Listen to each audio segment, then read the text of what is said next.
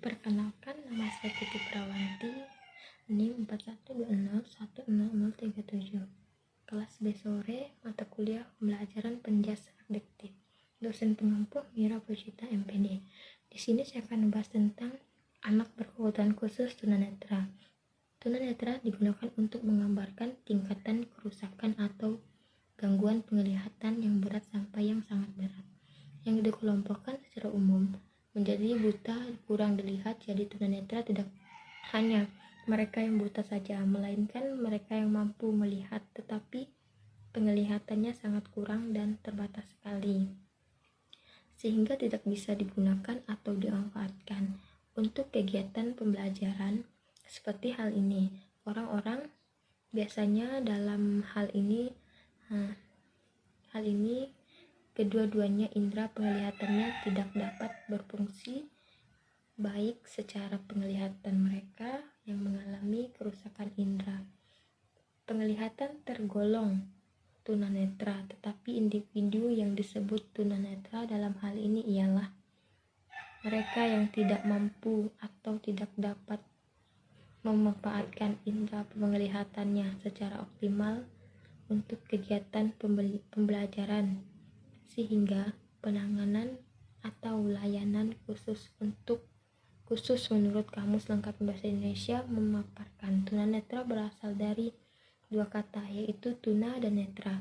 Tuna berarti tidak memiliki atau tidak punya luka atau rusak, sedangkan netra berarti penglihatan, sehingga tunanetra tidak memiliki atau rusak penglihatan.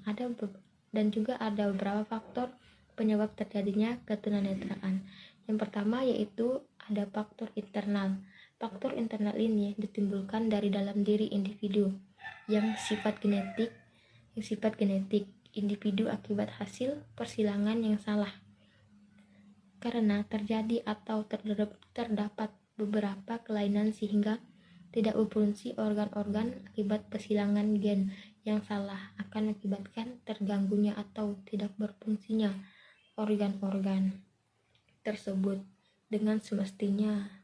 Dan yang kedua yaitu ada faktor eksternal. Faktor eksternal ini berasal dari luar individu, merupakan faktor yang berasal dari luar individu sendiri. Faktor eksternal juga mempunyai pengaruh yang sangat besar terhadap penyebab terjadinya ketunanetraan. Faktor ini ditimbulkan karena kecelakaan atau serangan sesuatu penyakit.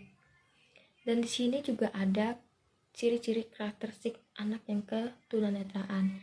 Yang pertama yaitu aspek atau tingkah laku, sering membaca maupun melihat sesuatu dengan jarak yang lebih jelas.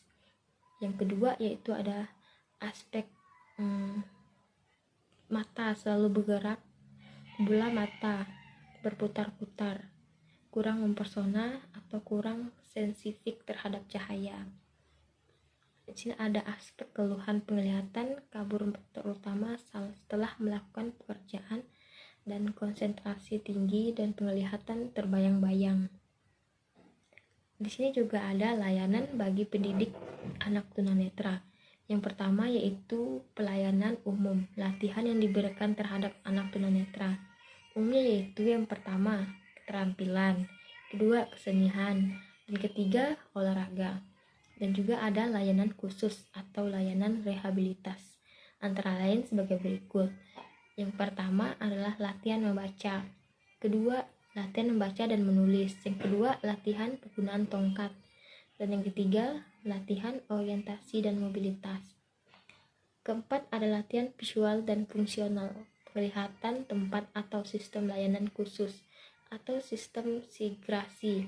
Di sini juga saya akan menjelaskan tempat pendidikan melalui sistem segrasi bagi anak tunanetra, yaitu sebagai berikut. Yang pertama ada sekolah khusus, yang dikonvensionalkan adalah sekolah luar biasa untuk anak tunanetra atau SLB bagi bagian A.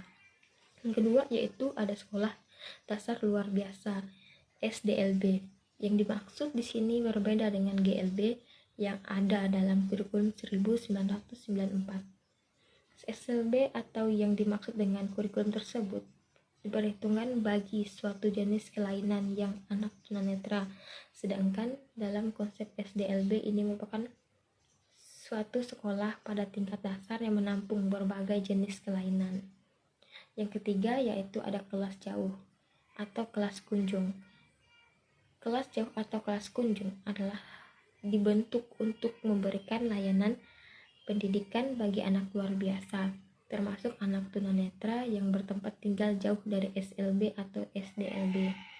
Sekolah luar biasa atau sistem integrasi penyelenggaraan sistem pendidikan terpadu melakukan seseorang ahli ke PLB ke PLBA ke PLBan yang disebut guru pemimpin khusus, KPK dengan guru bimbingan khusus untuk memberikan layanan khusus bagi anak tunanetra melalui sistem terpadu anak tunanetra, belajar bersama-sama dengan anak yang normal. Baik, mungkin itu saja dapat saya jelaskan tentang anak berkebutuhan khusus tunanetra.